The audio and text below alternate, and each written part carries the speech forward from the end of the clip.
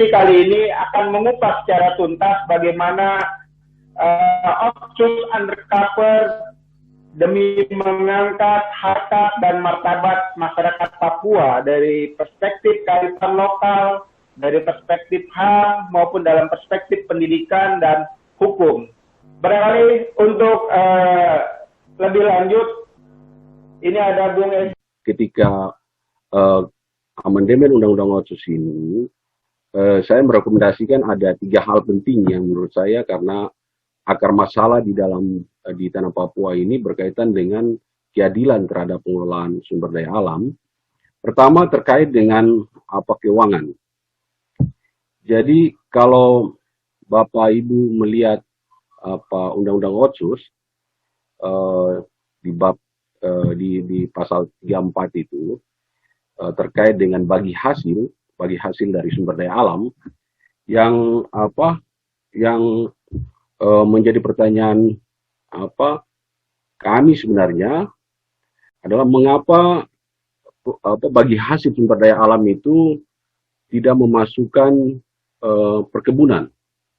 Saya mengusulkan dalam diskusi kita ini bahwa amandemen Undang-Undang Otsus itu pemerintah provinsi di tanah Papua diberikan hak paling tidak katakan 20 tahun untuk menetapkan lahan dan hutan kawasan yang menjadi kawasan produktif, sehingga mereka punya keleluasaan dan income-nya cukup besar.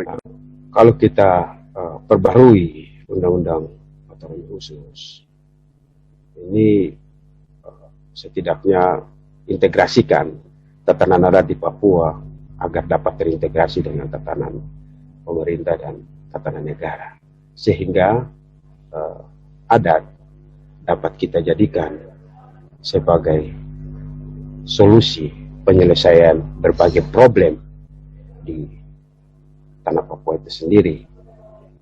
Oleh karena itu, ada 2 alasan mendasar sehingga lahirnya Otsus. Yang pertama itu adalah Konstitusi Undang-Undang Dasar 1945 pasal 18, pasal 18, pasal 18A, 18B, di mana negara menghormati dan menghargai wilayah-wilayah yang memiliki keistimewaan dan kekhususan. Itu. Kemudian lahirlah dalam TAP MPR nomor 4 tahun 99, kemudian diulangi lagi pada TAP yang sama, nomor yang sama tapi tahun 2000. Nah,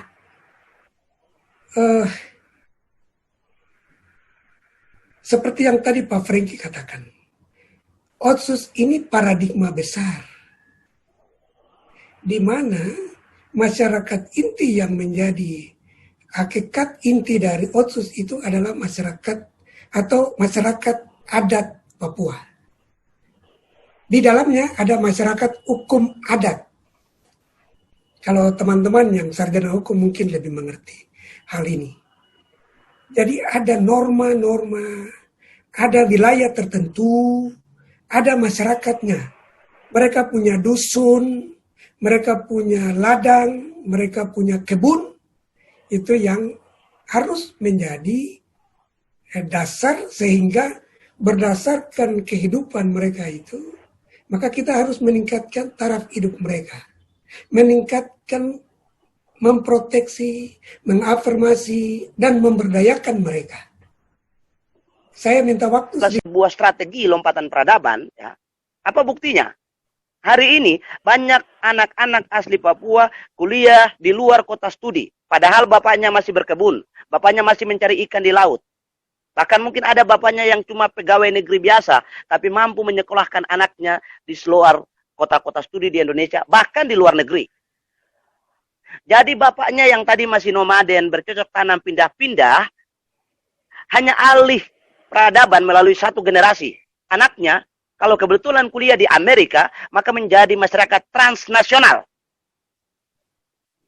Jadi suka tidak suka, senang tidak senang, kita harus fair mengakui bahwa ada kemajuan yang dicapai melalui Otsus. Sebelum Otsus orang mau sekolah di luar susah. Sebelum Otsus orang Papua, kita bu bapak mau jadi kepala dinas susah. Mau jadi kabak susah. Jadi kabit susah. Mau naik pesawat susah. Bolak-balik Jakarta Papua. Walaupun kemudian ada kekurangan-kekurangan. Tugas kita, anak-anak muda, adalah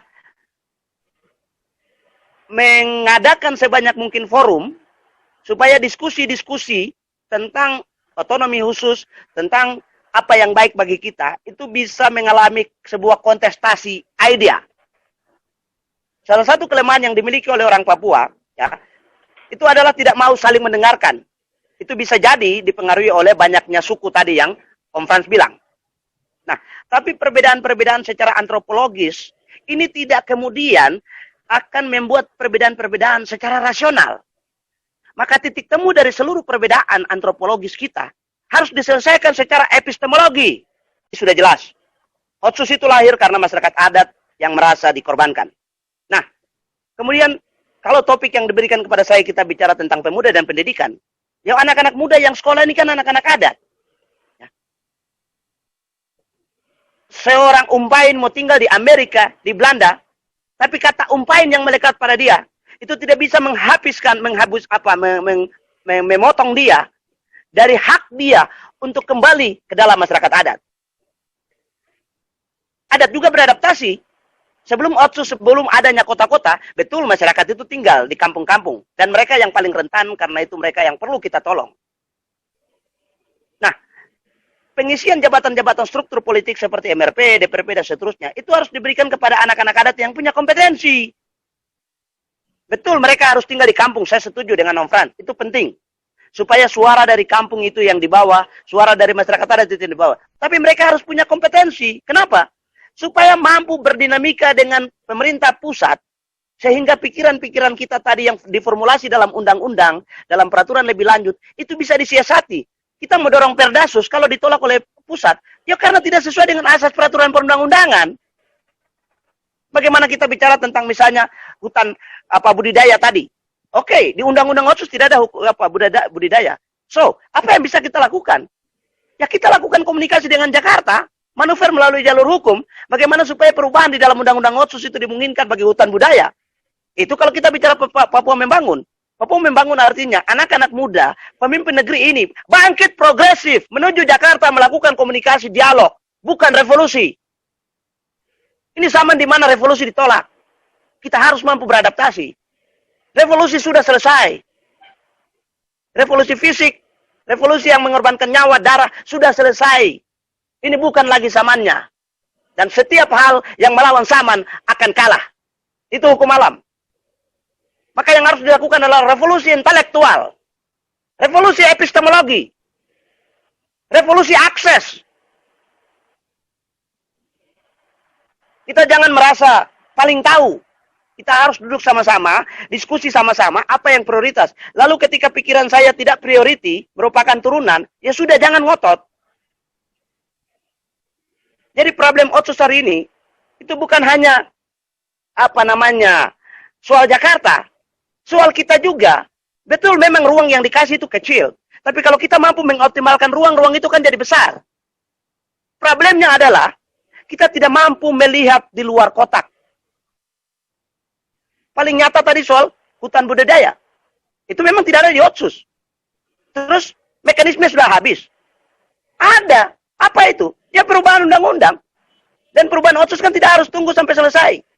Kenapa elit-elit Papua kita membiarkan masalah ini seperti sebuah penyakit yang komplikasi. Orang sudah kena jantung, kena malaria, kena batuk, lapis lagi kena HIV AIDS dan seterusnya, baru tiba-tiba bilang, ini dokter salah ini.